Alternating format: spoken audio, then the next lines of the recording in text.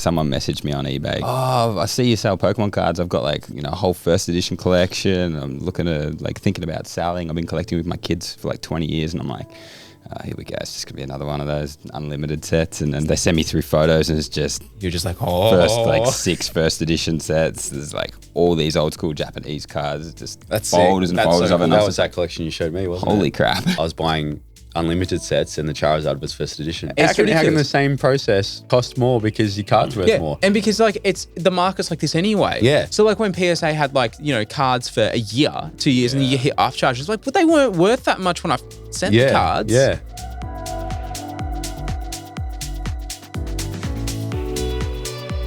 Hello, I'm Darcy, as you all know from Palms Off Gaming, and welcome to the next Palms Off Gaming POGcast. Today I am with Gabe and Chris. Hey guys, Hello. introduce G'day. yourselves. Thought that was pretty clever. POGcast. Yeah. That's it. It's Jacob's handiwork over there. Very Tell us good. who you are. Tell us what you do. So I'm Gabe Clayton. You probably know me from the Pokemon groups. I've got a company called Card Obsessed. That's only new. So realistically, as a company, most people won't know me. But just the name Gabe Clayton, I think, is around. And It's a household name. It is for collectors, yeah, for the Pokemon collectors. Or you formerly knew me from EJ Cards. So yeah, I've been around for a little while. Mm-hmm. Very good. Yeah, definitely one of the first names I saw in the community. Chris Tannahill. Work with Gabe at the moment. Oh, I work for you. Yes, he works for me. Yeah, I've known Gabe for a very long time just through Pokemon communities, as you said. I do cards full-time and Gabe does cards full-time with me. Also in a band and make some music and, just have a bit of fun. I used to be an electrician but gave that up. And I used to be a chivvy, gave that up. Poached him away, so that was good. And what's your band? What type of Drastic music Park, is it? yeah. Play punk rock music, so just Melbourne-based three-piece, just making some fun tunes in the style of like Blink-182, Taking Back Sunday, that sort of shit. Some heavier elements along the way too. But, Check out Deadline, new single. Good. And you guys were on our artist spotlight as well a while ago, which was pretty fun to have you on board. Yeah, correct. Actually, I've had a few people reach out and show me the flyers that they've received in their orders and be like, hey, check this out. And I'm cool. like, yeah, I knew about that. Funny, we actually had to give them approval for this. Yeah. But no, it's really good. It means that it's working, like it's reaching people. And those are just the ones that have reached out because they know us. So obviously there's a hell of a lot of people getting those flyers that don't know us, and really appreciate that, man. So thank you for hitting us up to organise it. It's been awesome. Yeah, no dramas. That was after that initial lockdown. So it was like sort of artists and tattooists. That's why we work with artists and tattooists. Definitely. It was like out of lockdown, like we were tucked away and had nothing to do. So Straight up, yeah. a little bit of promotion helps. Yeah, definitely almost a dead industry there for a while. We had to do like Very things quiet, like this, like podcasts, but remotely, and everyone was getting together in that way, and some music still managed to get out that way, but obviously tattooing was probably a little bit harder and nigh on impossible. How did you guys go with like obviously the music was a bit harder, so I know during lockdown maybe the music stuff suffered a little bit. We had Sab in last week from Alpha Wolf, and he said like, hey, they recorded a whole EP, I think, or whole album. Was it, Jacob? It was an EP, wasn't it? No. So in 2020, I think 2020, they released A Quiet Place to Die. So it was a whole album. Yeah. So whole album was in lockdown essentially. That's so they awesome. went hard and they opened up like a stall and all that sort of stuff in the city or out of suburbs. And then, but I feel like a lot of other musos wouldn't have that sort of, not those recording spaces or anything like that, or the capacity to do so. But I guess on the other side of the coin, you probably would have been able to focus on your cards a lot because that was a massive like boom through lockdown. Yeah. How'd you go? The band actually, we kind of used lockdown as like a bit of a opportunity. It kind of initially looked like everything was going to shut down for us, but we've all done like little bits of home recording in the past, and so we all just plugged our little interfaces into computers and went on our way from home, ordered some like $200 Amazon drum mics, and we released a 5-track EP that was all mixed and mastered all like ourselves, and like had sort of no idea what we were doing going into it as far as the mixing and mastering goes, but still launched it, still put it on Spotify, and still had like really good outcome from that. That had Cassie Sutton from Terror on vocals on one of the songs too, so that was cool. And alongside that, we did like a couple of parodies of like Blink-182 and Green Day, like related to COVID. And just somehow hit the algorithm and like went off to like 500,000, 1 million views, that sort of thing across the board. So yeah, between those two things, we did really well as a band. But I mean, never seen cards move like the market move the way that it did in lockdown. Like Pokemon Go market was probably the closest that I've seen to that, but it went nuts, and it really was probably the defining factor that meant that I could leave my work as a Sparky. So I think, you know, a blessing in disguise in some ways. Yeah, I was at the at EJ Cards at the time. Yeah, I was about to ask if it was before or after. Yeah. Well, I started there in the start of 2020, so it was just about to hit on the precipice of it. And Pokemon was still pretty low. I was buying heaps of good stuff for really cheap, and then all of a sudden, bang! And then the lockdowns hit, so we had to close the store. So I was predominantly selling in store, so I was sort of taking a hit by having the shop closed. The prices that the cards got to was just so good that it didn't really matter anyway. Yeah, like I could sell a card for $1,000. It was $250. Yeah, a couple of months before, so it felt really good. It was just crazy, but yeah, there was times where the shop was closed for 2-3 months. Melbourne was in lockdown for that long sometimes. In and out as well. Yeah. And we'd have click and collect, but it's pretty hard when people want to come in and suss the cards out and check what condition they're in and what you've got, and they're not allowed to, and got hard in that way, but otherwise it was pretty good. It was crazy with the explosion of it all. Yeah. It went nuts. Like it just went up just to such peaks. It was crazy. Like I even had to stop collecting half my stuff. Yeah. Because I was just like, not that I can't afford it. Like, you know, you justify it. Yeah. Like I'm like, I know what prices they were before, and I'm glad I didn't, because you're seeing the market sort of somewhat correcting now. Yeah.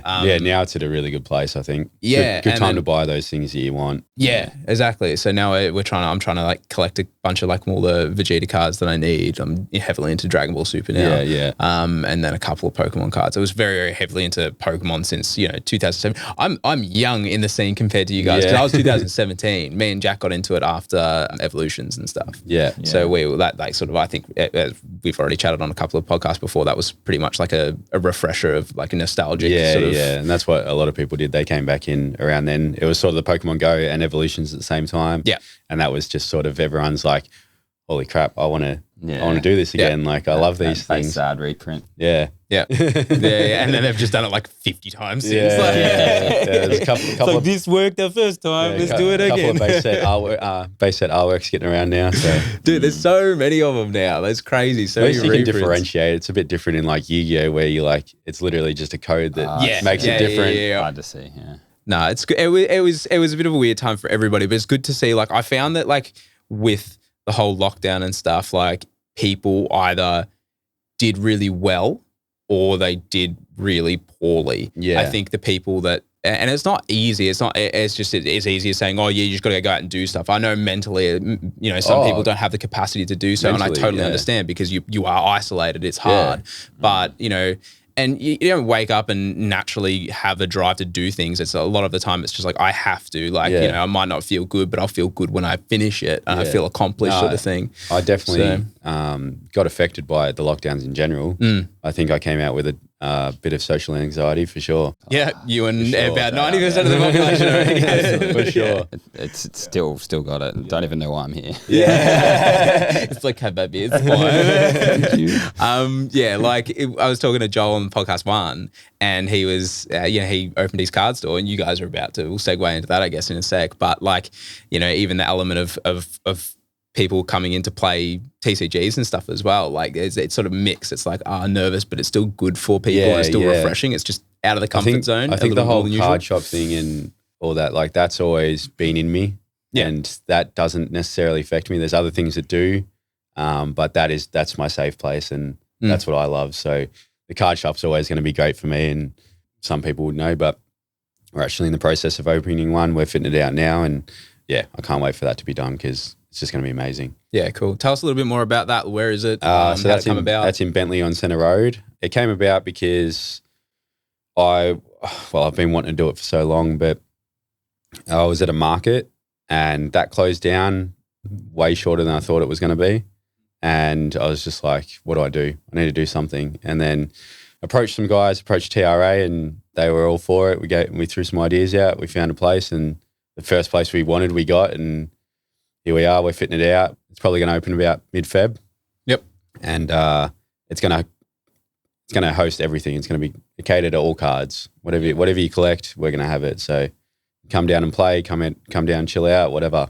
Yeah. We'll have it all there. So yeah, cool. Really you be exciting. showing your face, Chris? From time to time, I think I'll play a little bit of a role like yourself. Oh, bro, stop being too edgy for it, man. That's it. Nah, I've got too much going on with my music, man. Yeah. Just a lot of the work that I do, fortunately, I can do from home. Yep.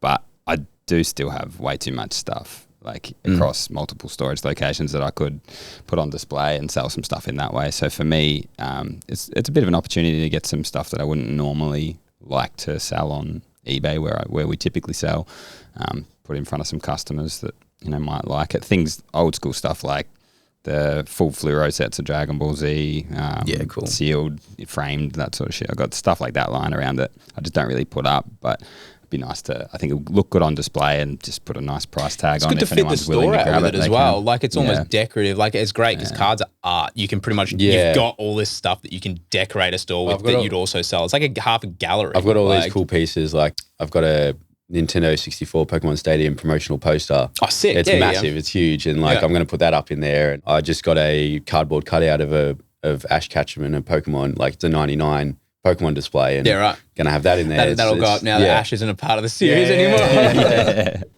Either that or the whole thing was just tank and we're all going back to being tradies. No, that's sick. I'm keen to check it out and see how you fit it out. But like when you say like we're going to cater to everything, is there anything you're going to specialize in? Obviously, it'll be Pokemon. Pokemon's a specialty. Dragon Ball, and then whatever, because there's 5 of us involved. So whatever the other guys specialize in will be there as well. The face of the shop will be me. I'll be there every day. And my thing is Pokemon. I'll also do sports, NBA, AFL, all that kind of stuff. But yeah, like I said, we want to be open for everyone. So I've just got to learn the markets of everything.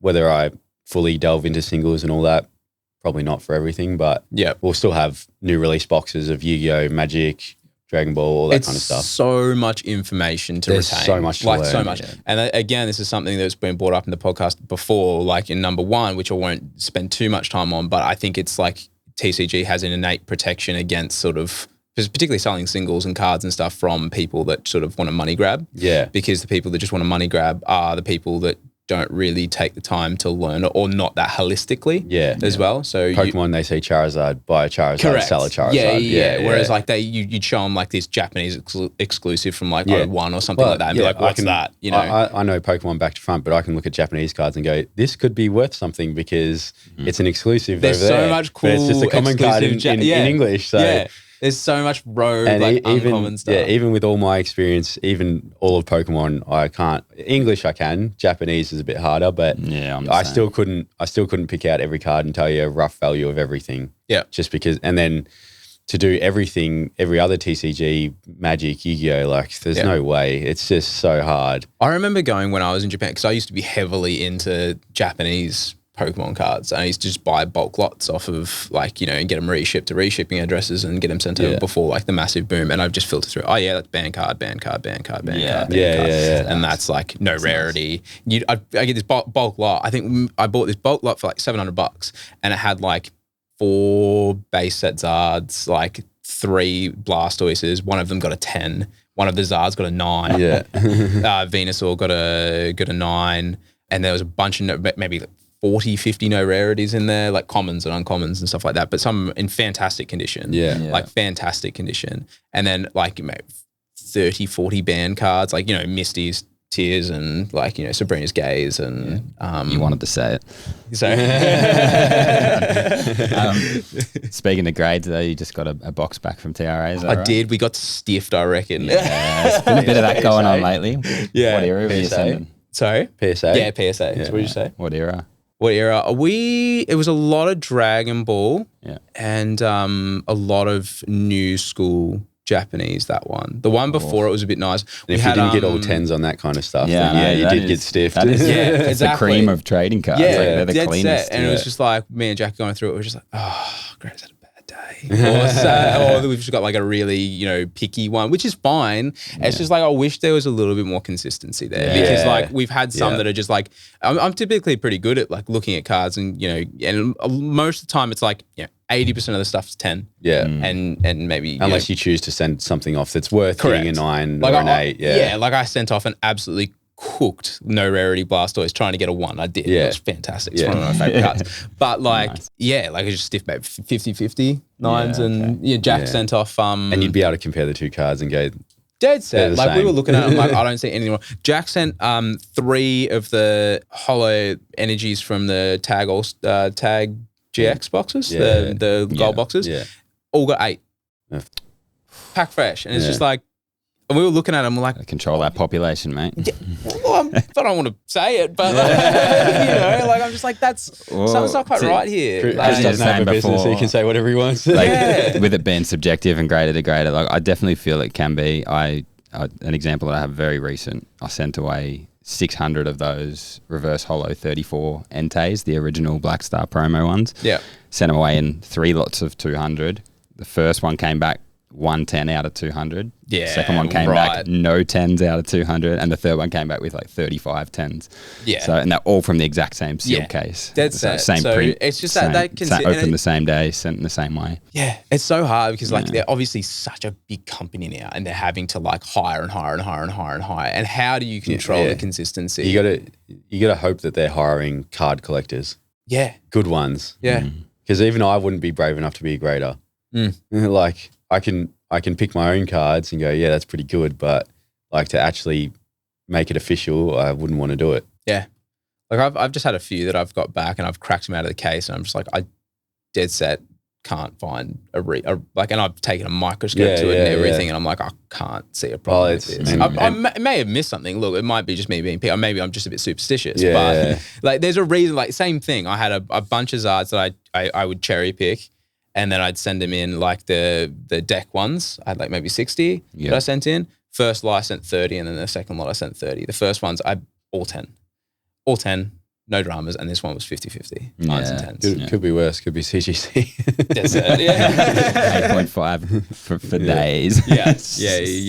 Chris's strike rate's a lot worse than mine. But mine CGC, I don't want to knock them, but I'm going to knock them. I sent in 6,000 cards. The first 15 cards I sent in, I got a 10, and it was a reverse holo evolution to Charizard, and it was pristine 10, and I was like, CGC, sick, balls deep. So I just went nuts because PSA was shut. So I'm like, I'll send my card to CGC. 6,000, I got one more 10 out of the next 6,000 cards. So I went 2 out of 6,000. I did only 10% of that. I did about 600 cards, and again, only 2 10s, and they were both Japanese, a Shiny Star V, just commons, just nothing great. And it's just like, I sent in pack fresh, other Japanese stuff, nice stuff. I remember I got the shiny Charizard VMAX from Shiny Star V, sent that in. I didn't even touch it. Like it went from the pack straight to the sleeve, palms off sleeve, straight. Trying to use palms off sleeve. straight to CGC and came back a 9. And I'm like, not even a 9.5. I'm like, you got to be kidding me. And I looked at the card and I'm just like, there's nothing wrong with this thing. Did you cross-grade it? I think I'm in the middle of doing that. Nice. Let us know the results. I think. Sure. I can't remember what I did with it. I either sold it. Yep. Or it's a big difference. I can't. That many cards come through. It's just whether or not it's in my possession or not, don't know. It's somewhere though. Yeah, it is somewhere. It exists. That's very good. Definitely not in my house. So. Yeah, me and Jack. It was like a year and a half, 2 years for the sub, and we got it. We're just like 2 years. That's got to be disappointing. Very long wait. Yeah, I've never. Although I probably should have. Just subbed and waited. I was just like, no, I'll just wait and sub when I'm ready. And when they're ready, and realistically it would have taken the same time, or I've still got those cards sitting at home waiting anyway. So but yeah, to wait 2 years. I mean, it's all relative, right? Like it doesn't change it. It is what it is. I'm a very big advocate of that saying. It is what it is. Like you can't. It is what it is. You can't change it. Yeah. So and you're not the person that's trying to quick flip and.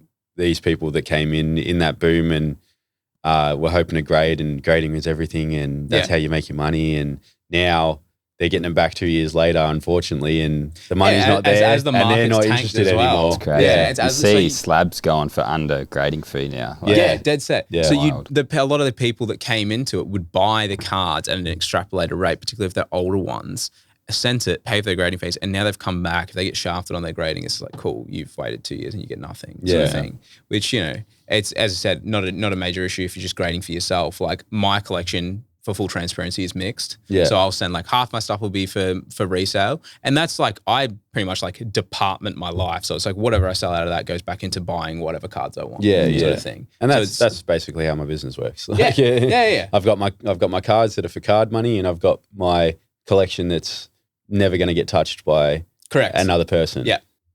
That's it. And that's I differentiate this.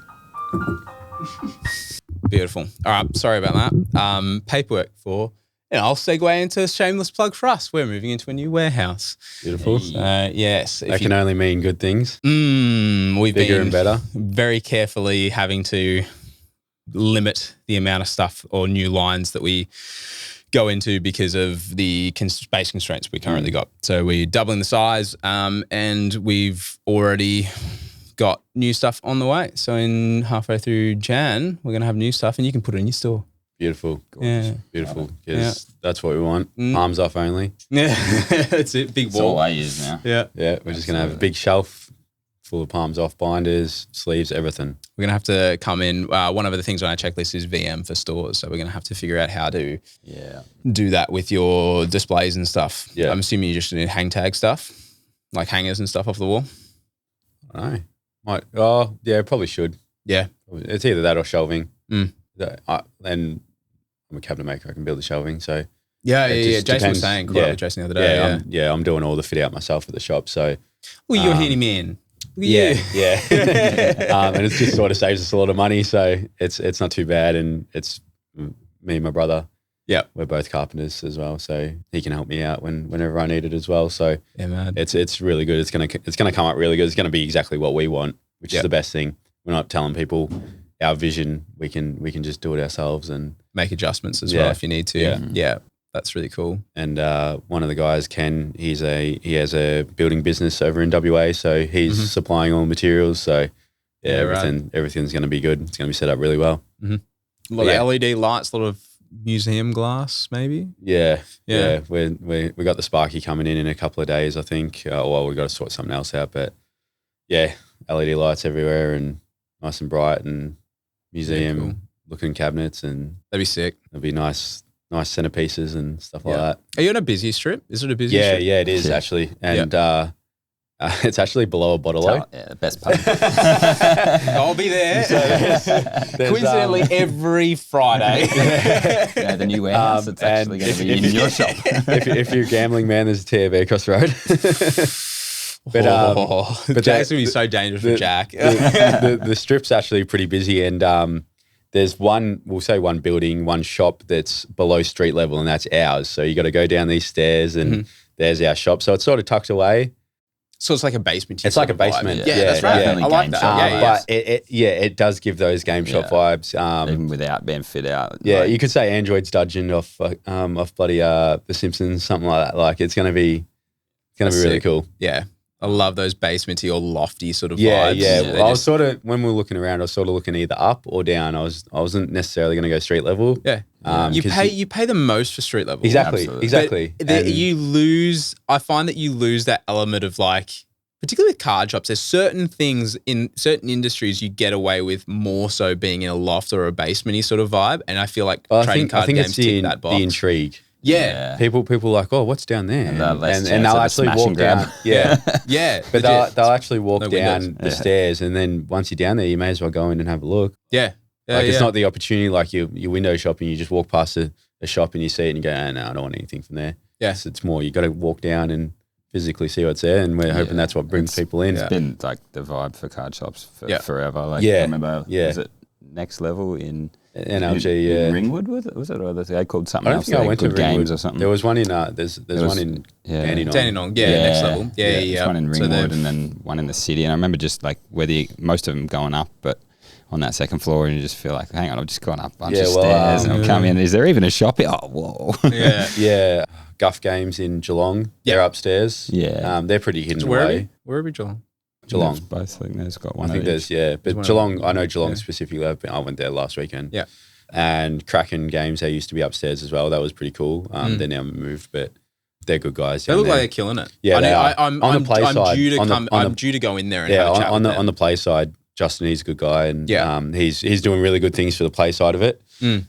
Taking people, sponsoring people to go to Worlds and all that kind of thing. Yeah, they had the regionals up in Brisbane the other week, and they had 10 or 15 of them up there, and he went with them. He's not playing, but he went with them, which was good. He's got, and one of their players actually won, Naomi. Nice. Yep. So she won. Awesome. So that was good for them. Was that Pokemon? Yeah.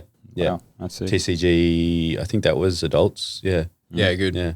So she won that, and she's only like 14 or something. Crushing maybe, it. That's that. Sick. Like, I don't know. So she's young. her. She's definitely she's young, and she's done really well. And we look to host Pokemon nights and all that. Whether we get official and licensed, we'll see. But we're definitely going to host playing nights for everything. Yeah. We'll even try and get board games in, and people can play D&D or whatever they want to do. Yeah, that'd be fun. It's not. I don't know it. It's not my thing, but I want to have a place so people can. Yeah. And we got the dungeon, so we may as well. It's the mill, right? Yeah. That's sick. Can't wait to see the dragon. Yeah.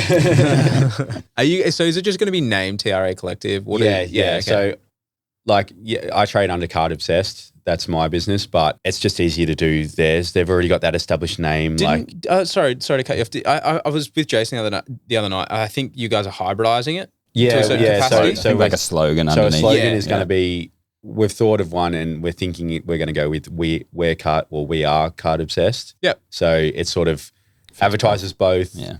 But we're partnered, but we're also individual businesses in this business. Yep. I make my own money. Chris makes his own money. TRA make their own money, but we're all in it together. And I'll pretty much be selling all the products for everyone. But it's in everyone's best interest that it works. So it's not really a competitive thing.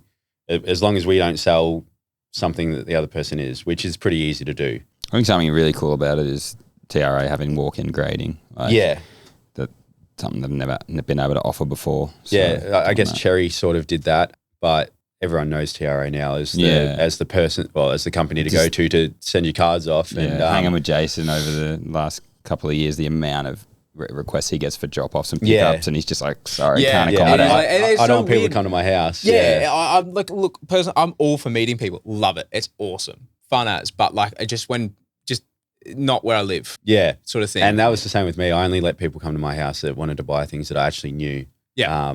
And it wasn't even every person that I've met through the card stores, through the card shows that I've done. Still won't even let me in his house. There's probably a couple of other reasons. I don't want to get trapped in there with him.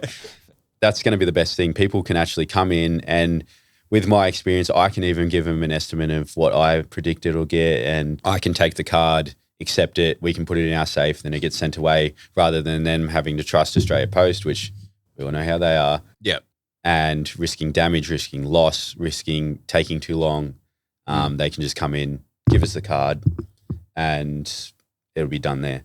That's good. And a lot of people don't know little things as well. If they're just getting into grading and the edges are completely clean and the hollow is really clean, but it's got a little like dent on the top right, because that bangs it down to like 7, like straight up, doesn't it? 7 or 6 or something like that. Yeah, usually. So it's like they might think it's amazing, and you might be able to just give them the heads up and be like, oh, look, like you might think it'll get a 10, but you see that little ding right there, like that's an immediate 6, 7. Or they're pretty new to it, and like they've found their old collection and they go, oh, my cards are in really good condition. Or I've got a first edition Charizard and it's just an unlimited. Story of my life. Oh, my friend's got one of those. It's like, does it really? Dude, I come spewing my mum threw my whole collection out. I had 3 Charizards, all first edition. I'm like, but first edition wasn't released in Australia. You did well to get them over there.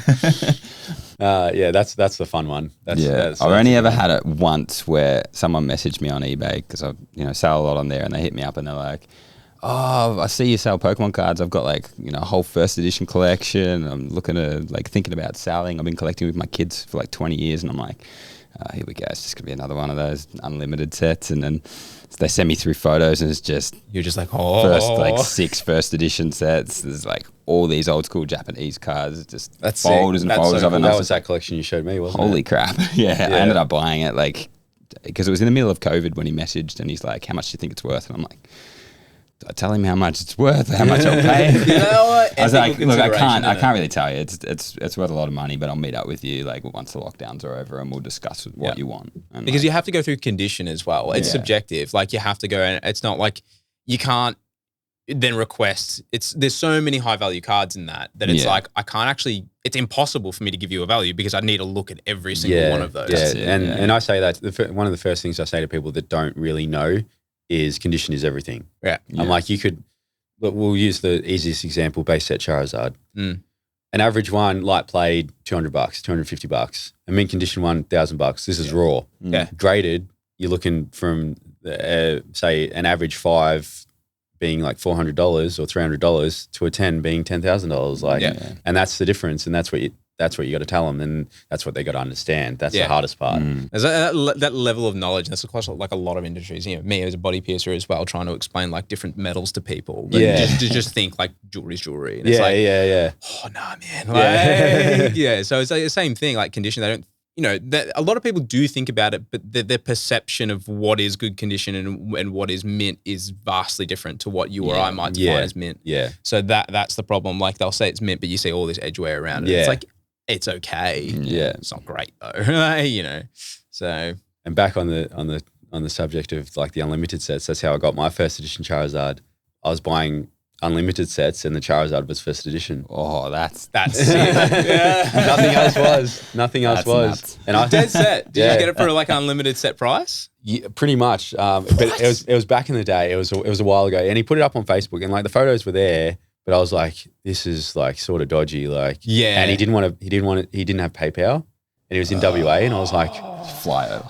I was like, but it was only back then. It was only $600. That's ridiculous. For that's nuts. Base Jungle Fossil Rocket. Yeah, and I was like, no, I'm going for it. Like, I'll transfer it. That's a small risk for a potential very high reward. And it was pretty beat up, but like, again, it was my first edition Charizard. Like, you still have it? Oh, no. No, but my friend does. Oh, cool. Because I upgraded. You know where this one is? Yes, I know exactly where it is. Right. I know exactly where it is. And it's actually a funny story about that. He put it on eBay and someone stole his photos with a better account. Really? I saw that. Yeah. And he tried to post about it on the groups, and everyone wasn't giving him the benefit of the doubt and was saying, why would this better eBay, like more sales, reputable eBay, why would that one have a fake card on it or a stolen listing when yours is like could be fake? And I had to vouch for him. Steps in. I had to vouch for him and go, that was my card. I know that that's his card because I sold it to him, and everyone's like, oh, well, you never know. And I'm like, all right, whatever. And I'm like to my mate next time, I'm like, you're going to have to delete the ad. Delete. I'm like, I'm like, you're just going to have to delete the ad and just put a timestamp on it next delete time. the people. Oh, well, sometimes. I've done some petty things, but... It's the power getting to your head, man. I'm a household name now. I can do what I want. Got my first edition Charizard for $600. I run a group of 20,000 people. And you can't tell me what to do. I tell you what to do. That's sick. That's such a good buy. And it rocked up, and I basically took out the first edition Charizard. I had a spare base set, put the base set one in, and sold the sets for the same price I paid for it. So nice, freebie. Yeah.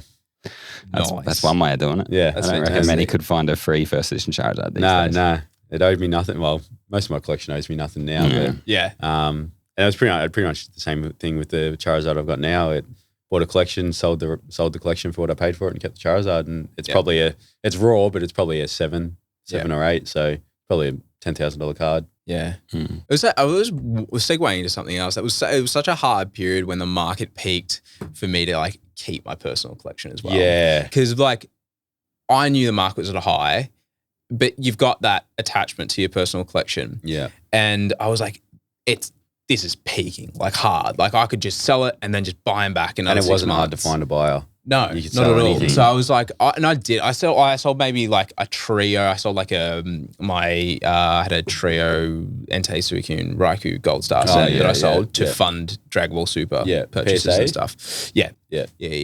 So that's the only, and I think, a Rocket as well, Rocket 10. And then there was a Rocket Entei, I think. I sold that as well. Team Rocket Returns. Yeah. NTX. Yeah. Yeah. And to fund Dragon Ball purchases as well. But like looking back on it, like you could have sold it and then just rebought everything like now, like so much if more everyone efficiently. we knew it was peaking, and I definitely capitalized on it for sure. Yeah. I sold some things that I thought I'd want to hold, but the offers were just too good, and I just can't be asked like rebuying it. yeah, well, Like, because I would rebuy it at the end of the day. Then I'm just like, then I'm gonna buy it. This, gonna do that. I'm just like, I don't need it. I can't be bothered. the main like, things whatever. I was up in the air with that I did sell was Wizard of the Coast booster boxes.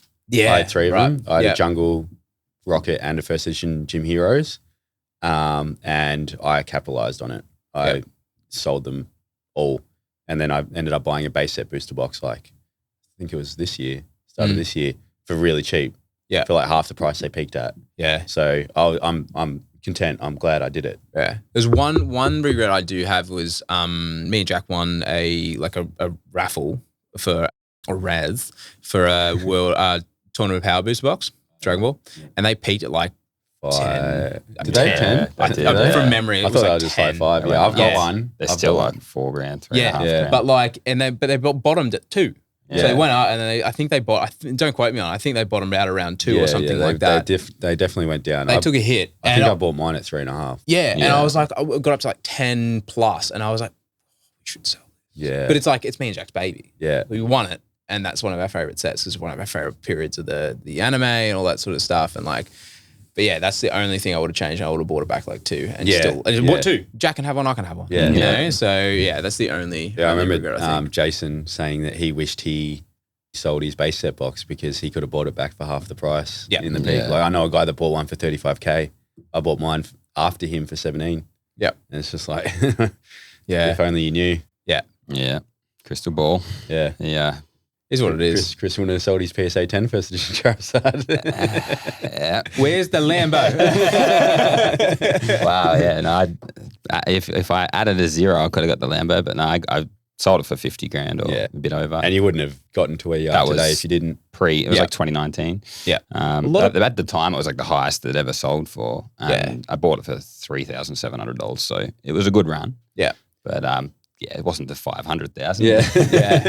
Well, I Wasn't mean, logic that's buying it. that's what Yeah. the way we always said to Jack, when we were starting, we sold stuff before COVID and stuff like that, and we invested everything into what we built today, like everything. Yeah. And I said to him, he was like, we could have sold these for like 2, and it was like a year later. I'm like, yeah, but like we reinvested that back into a company, that's exactly right. that has Yeah. snowballed itself. Yeah. So without that fund, you wouldn't have actually been. Yes, you would have been able to sell it for more, but you wouldn't have multiplied it to this certain degree. I'll always tell the stories of what I've bought and what I've sold, but I'll always say I wouldn't be where I am today if I didn't do it. Yeah. Like I bought 3 base set boxes for $800 each back in the day, and I sold them for 3.5. Yeah. And that was good money at the time. Mm-hmm. I bought a first edition Jungle booster box for $420.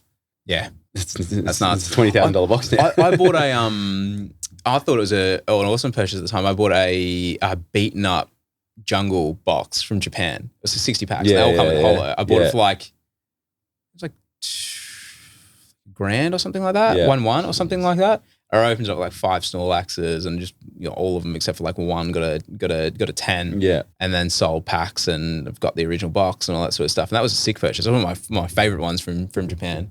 One of my first flips was a base booster box. I got it for $360.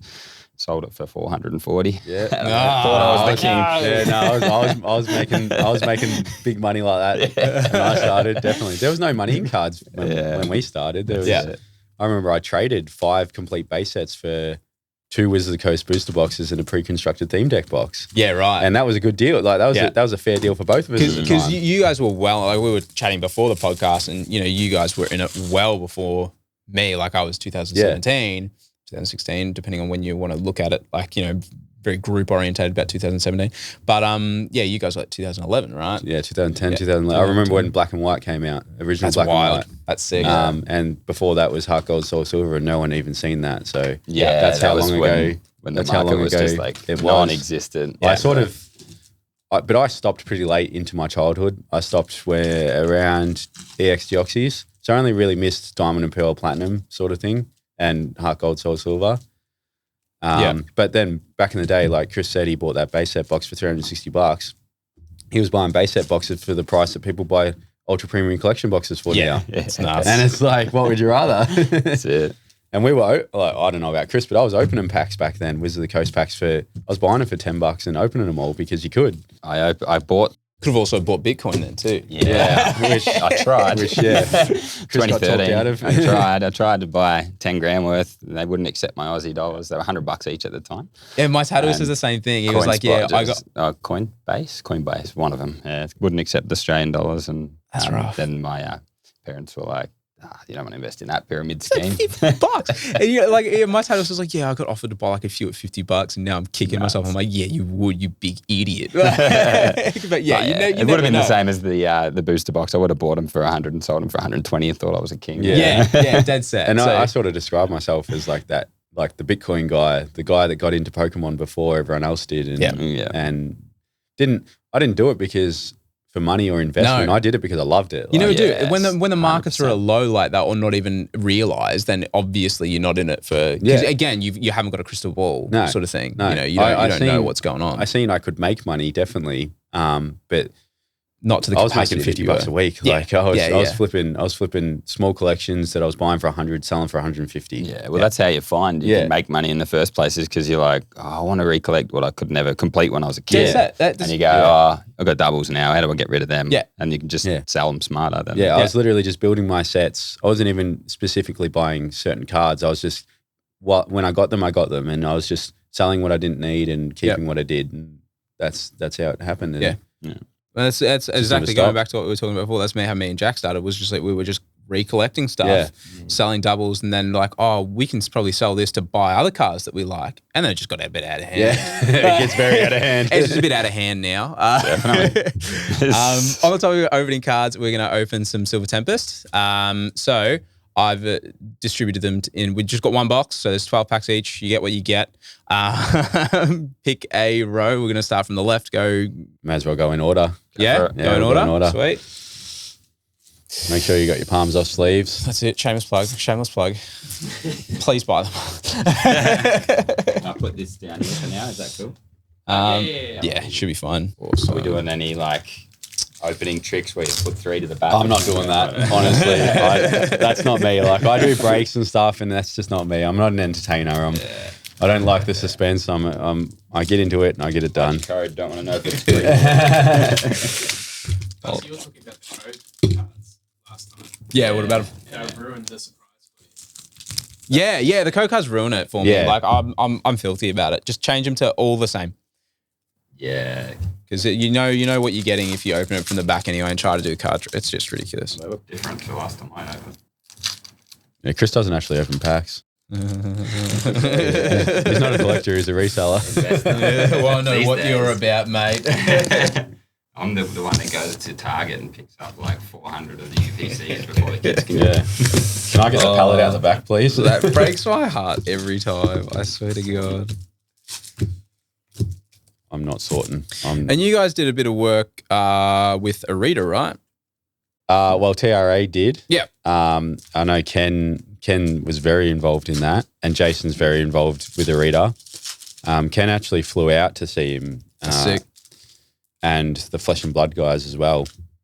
They had a big convention somewhere. I think it was in Norway or something. That's cool. Something like that. That's Don't rad. quote me on that, but something like that. And but Jason is very involved with Arita and a couple other artists, and we're definitely got some big things coming to the shop. That's for sure. I'll just say that what they've got organised and who they're involved with. It's going to be really cool.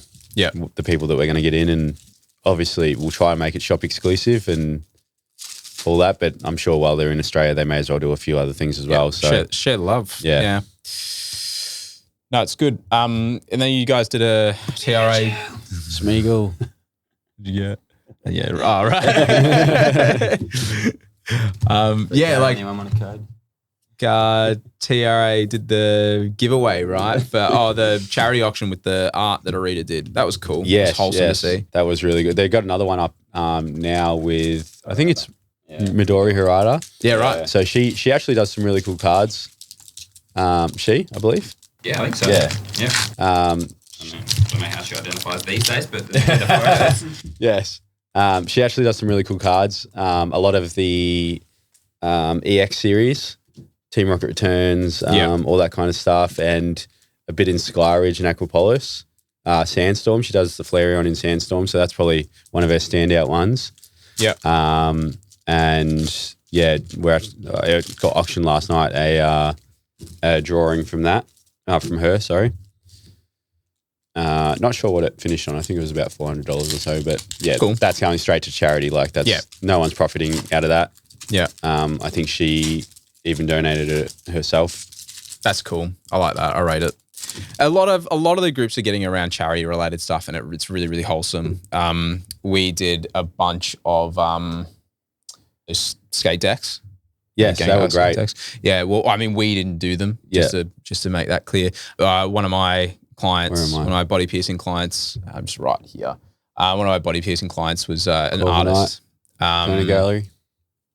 And so we were like, I do some of these. We'll just, give them away, or we'll put them up for auctions. And that's been sick. They've been going for $300-400 for a skate deck. It is crazy. Yeah. And it's so good. And it's so much better having that much going to charity than, selling it for $100. Yeah, well, I've always been involved in all the charity events. Oh, the best of the V's. Skunk. Oh, you got the old art. Skunk Tank. A Skunk Tank. No, I'm not opening anymore. All the old art. I'm not opening anymore. Wow. I didn't even know that was in there. Yeah. That means we're not getting Lugia. Nah, not a chance. Damn. Wow. Error box. Well, there still could be a gold Lugia V-Star or something like that. Arcanoid's sick. Second favourite Pokemon. That's cool. Is it? That's why there's so many graded ones that come through the eBay store. Yeah. What is your favourite Pokemon, Chris? I don't have to get that in the shop. There it is. Favourite is Articuno. Yeah, right. That's a good one. Yeah. The Skyridge Hollow is very nice of the Articuno. Yeah. Mine's pretty cliche. I've got Charizard. Nah, close. Pikachu. Probably Gyarados. Yeah, cool. I can vibe with that. But I've got a few favorites. Gengar as well. Yeah. I like Scizor. Yeah. Love him. And that was sort of a nostalgic thing because I remember I opened a Nier Discovery pack, which is the first set he was in, and I got a hollow one and just fell in love with the card. On the pack art, right? On the pack art? Yes, he is. Yeah. Yes, he is. Oh, here we go. Something big. Oh, Ursulana V. It's too hard to do that one, Gabe. You know what to do. I'll show my Corviknight VMAX. Trainer gallery.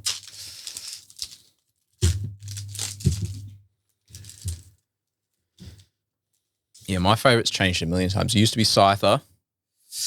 Then sort of on the... I can respect it. It was like nice. it was all those like edgy ones with like the blades and stuff. So it was always like a Scyther or a Zangoose or something like that. But then I landed on the legendary dogs. Yeah, no, I love them as well. Yeah. I don't know what this one's called, but another Arcanine. Duraludon. Lucky me.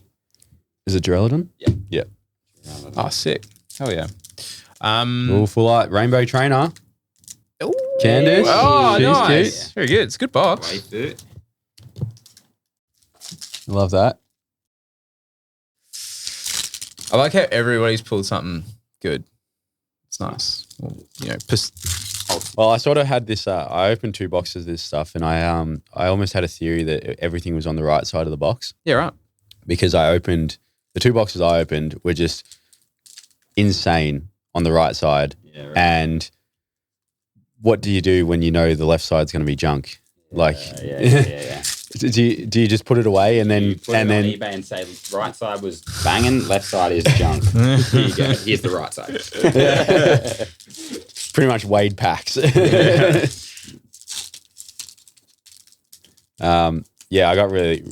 get the Lugia because I'm never that lucky, but my boxes were really good. I actually had good fun with this set, and I still haven't got any yet, but I'm really excited to open the VStar Universe.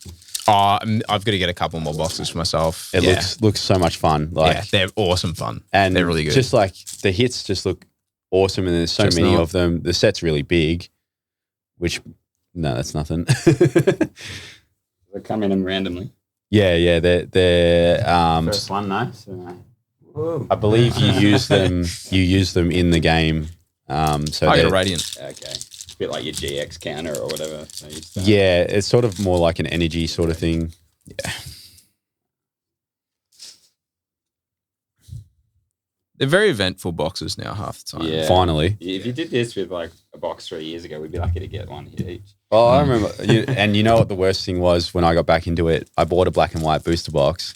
And if you know the black and white set, there is 2 EXs in that set.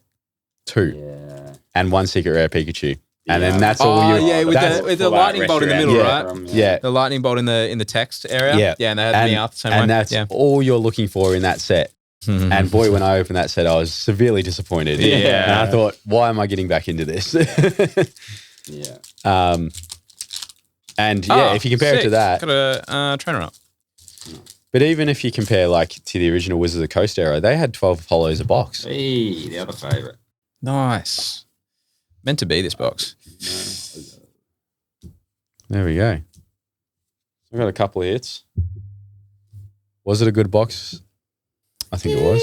I reckon it was. It's all right. Everybody got something. I got 3 in a trainer gallery. Too busy admiring my favourite cards. I've still got 4 packs left. Them out. Yes, you can see those. How much I open packs, I don't even know how to do it anymore. Yeah. I just tear into them. I can't. Open it with the code out. I opened Flesh and Blood for the first time on stream with on the potty with Joel, and they are like paper sort of packs. Yeah, Right. like And they're so nice to open. They're just so easy. Who else It's great. does paper packs? Oh, footy team coach. It's so much easier. They do paper packs as well, and yeah, they just rip right open. But it's got like that foily, metallic-y sort of vibe to it, which is cool. I'm a star. Oh, praise. Lord Helix. Yeah, Lord Helix. Yeah. If you know, you know. yeah, dead set. That was a time. Have you opened much like Dragon Ball or anything like that? I've done a fair bit. Yeah. I was going through a phase where I was opening a box and keeping a box. I've actually got one of every box sealed. Oh, sick. That's right. Yeah. And I was definitely right into it for a while. I'm sort of, again, just opening a box as they come out. You picking the new ones up still? Yeah. I want to get one of everything. Like the Realm of the Gods, that was really good. I've got 2 boxes of that sitting at home, and I'm tempted to open one. Realm was sick. That was in the set. Yeah. Yeah, really cool looking set. Yeah. But I don't necessarily collect the cards as such. Yep. I keep the SRs, SCRs, whatever, SPRs, because I like them. Mm-hmm. But I'm not actively buying and selling and getting the cards I want, collecting it. I just like opening it for fun. Yeah. They're just such pretty cards. Yeah. And I love the show. And I wish there was more. Yeah. And I hope they bring out more, which I heard they could be. Oh, nice. That's a good one. But yeah, I'm still actively buying the boxes and collecting the boxes and all that kind of stuff. Running? Yeah, cool. Awesome. Yeah, sick. I want to get the signatures though. I've got one of them. I've got Trunks. I got 2 of them actually, but that was just sort of out of luck. They were both partially dented and I got them really cheap. So it'll be a good Dragon Ball centerpiece for the shop anyway, one of them. Yeah. I ended up getting, just as that was kicking off, like those signatures were kicking off the first time, because we're going for like $50, $100 at one stage. And then obviously Goku and Vegeta a little touch more. And I collect Vegeta cards. Yeah. And Jack was on board a little bit earlier, so he got his Goku. He got like a PSA 10 Goku for just some ridiculous price. It was ridiculous. And then I was contemplating whether to buy these raw Vegeta cards off eBay and private sales and all that sort of stuff. And they were teetering around the 300 mark, and I was so used to seeing them like 120, 130. And I'm like, they might come back down. And Jack's just like, just do it. Like, just buy it, because like if they don't, like at least like you've got it. And if they do, like whatever, like you're just collecting it for yourself anyway. I'm like, oh, you got a point. Like, yeah, fair enough. Cool. Bang. 2.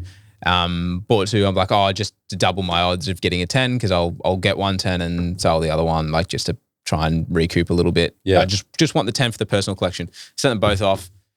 The person that was grading was having a good day, and both of them got 10. So I was like, yeah, sick. They came back, and that was when our Apex Powers got sent off as well. Sorry? You should be able to write a letter to your grader and say, I hope you're having a wonderful day. we actually used to write when we did our subs ourselves. We used to write on the boxes, like stuff like that. Yeah. And I'm like, I don't know if it works like that because they probably have a process where someone unpacks the box and then gives it to the grader. But it's worth a shot. It's worth a punt. Yeah, I think there's a production line. And, there is, yeah. And there's definitely only one person for one stage. But who knows? They might tag it and be like, these people are nice. Yeah, they might not run the box over with the forklift. Yeah, exactly. Well, they might get to the end of it and they might not upcharge you. Yeah, because your card's worth more money, so we should make more money. That's been so hit and miss lately too. I am so sus on that. Oh, like I'm so sus on it. How can the same process cost more because your card's worth more? And because like it's the market's like this anyway. Yeah. So like when PSA had like cards for a year, 2 years, and you hit upcharges, like but they weren't worth that much when I sent the cards. Yeah. Like exactly. Come on. And then like a lot of people, that's I guess why there's been a lot of pushback. Originally. I did a big sub at the start of 2020, just before COVID. Before they went away, these cards were worthless. When they came back, they were worth heaps, and I didn't get upcharged. And I was like, how does that even work? Like, these cards. Dead set. Got a little bit filthy about that, but we haven't paid many upcharges, thank God. I haven't paid any, thankfully. Good. And I don't think I'd want to. Like, no, I'd kick up a stink. I probably will with my next TRA sub that's in at the moment. Yeah. I probably went with ours because I just put in bulk for that. But yeah, the next TRA sub's got some big cards in there. So yeah, sick. You sort of want upcharges because it means it's worth something. Yeah, exactly. I guess. It means you got a good grade. It's just the concept of it. Yeah, like, it's just you're doing weird the same job. It shouldn't. And if you're a personal collector, say you pulled that card, whatever card it could be. Say it becomes a $10,000 card, and you pulled that card, and you have no intention of selling. Why should you pay $200, $300 more just to have it graded? Like, I think they should have like almost a clause, and who knows, they might. Maybe I'm just ignorant. But if they don't, they definitely should have like a clause saying like, estimated lead time, 120 days, right? And it should be the value of the card at the time of the estimated turnaround date. Yeah. If you take another year to grade the cards and the market goes up, you can't upcharge. Yeah. But what are they basing their prices off? eBay sold. Like, yes, you can average a card, but like your own shill bid at eBay sold.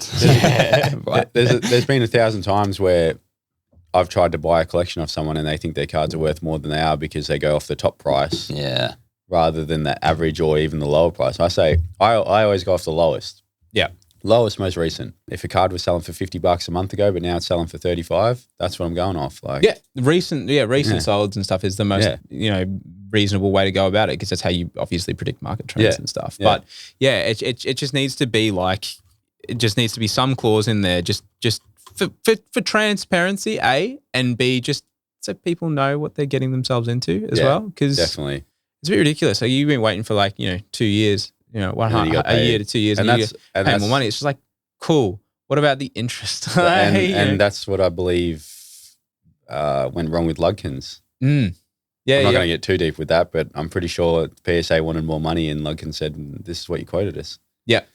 Yeah, I think a few things went on. Yeah, some boats and some Mustangs. This is a rabbit hole I am not wanting to go down. Speaking of rabbit holes not wanting to go down, am I about to get schooled by the owner of packaging that you put top loaders in the bottom? Is that how you do it? I like doing it because then you've got dust protection, right? Yeah, it makes sense. So if you put it upside down, then no dust gets in. No, I don't do upside down. That's for sure. But it certainly it would protect the card better, you would say. Yeah, a little. Depends what you do. Depends what you do with it. Depends how you store it. You can sleeve from the top, like you sleeve from the bottom and then put it there. I just like making like a dust seal. Yeah. So more you know. And it saves double sleeving. If you're putting in the binder, especially your top loader binders, then that's fine. Yeah. But I think if you're storing them, especially standing up, you don't want the base of the send card them in something loose slipping and out. bouncing. That's true. Yeah. That doesn't. Look at that.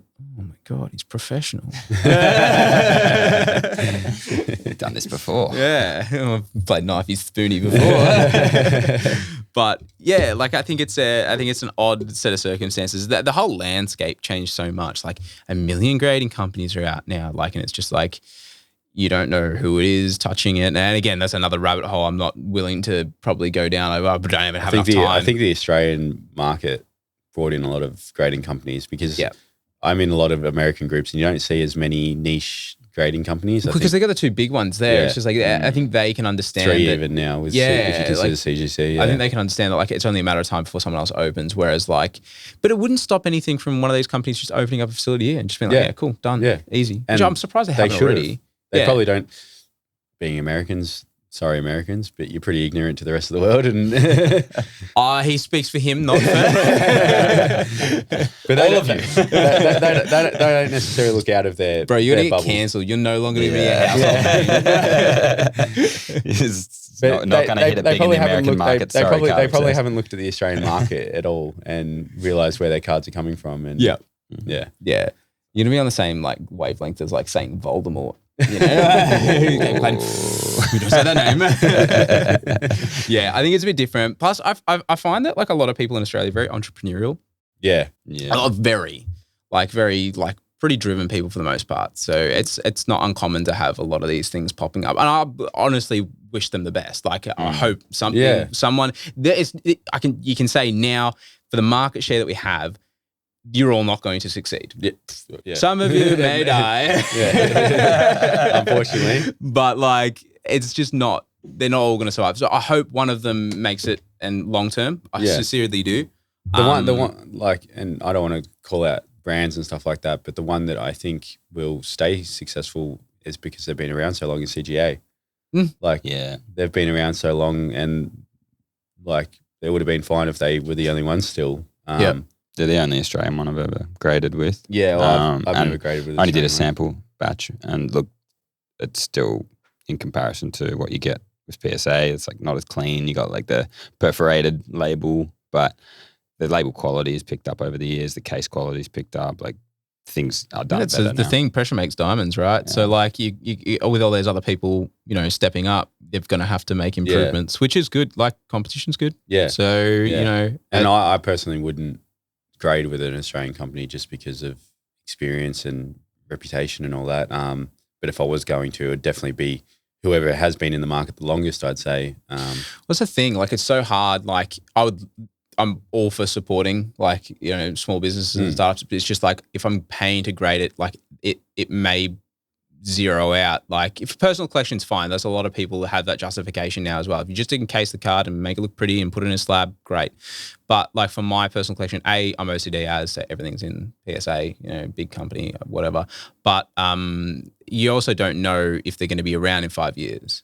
Yeah. And that's the weird thing, right? It's like, I never really thought of that, but if they're gone and you got a card from them, who knows about it? It's done. You're not going to get anything for it. It's not going to be collectible. Yeah. Like, you know, that grading company's not going to be collectible. Failed. They failed for a reason, right? So, like, but then you come across that ethical consideration of like, for them to make it big, people have got to support them as well. Yeah. So I'm in this ethical sort of middle ground of like, what do I do? Sort of thing. Yeah. So, but it comes down, in my opinion, it comes down to what people are doing reputability wise and if they're actually got the facilities to support. I know, like, and again, I didn't really want to name all these Australian grading companies. But one of them. Don't want him, one of them. It's a wholesome podcast, Gabe. Yeah. one of them. The cancel card. One of them. You've already called out the Americans.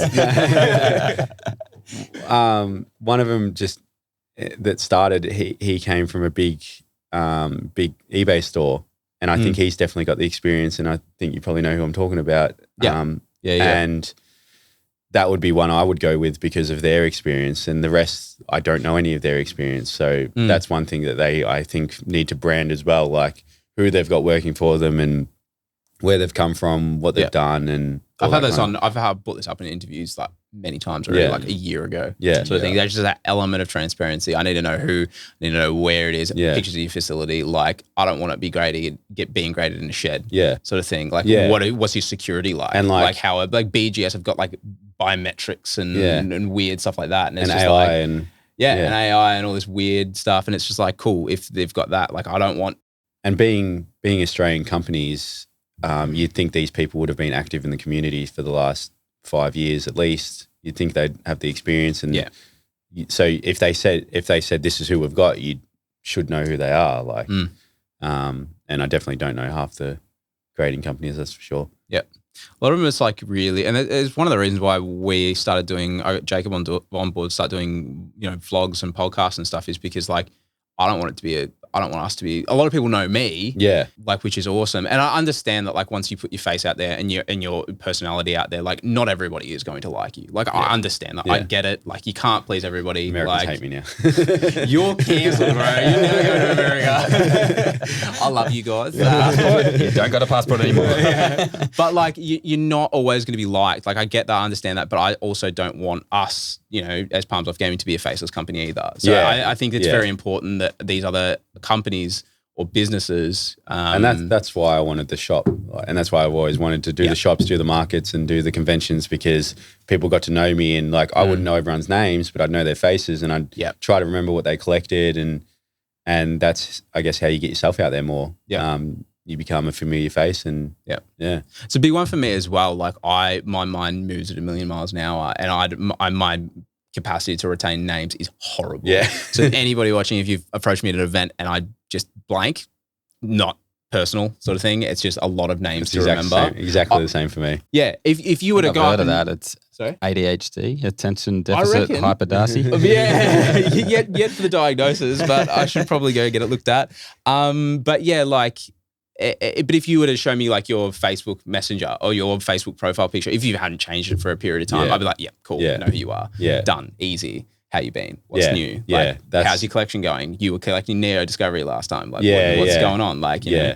So and I guess people have to understand that, especially like you guys are the only ones that do this kind of stuff. So everyone's going to know who you are, because you're the one person that does it. Whereas you've got to learn all these people, and even the shops that you distribute to, it'd be hard to even keep up with all of them. And some, like, you wouldn't know all their employees. You'd know most of the bosses, but it'd still be hard just for you guys to do that. Yeah, just the capacity to retain like names and all that sort of stuff is so hard. And my messages, like, I'm horrible. Like, even the boys here will tell you, like, I'll read it. And I'll just like, I'll get distracted. Like, I'm doing 1,000,000 things at once, And obviously running 2 businesses as well, I really need to hire out for the other one, because it's just like, I just pick it up. I'm like, yep, cool. And I'll acknowledge it, and then I'll just put it down and get distracted with something else. And that's just out sort of thing.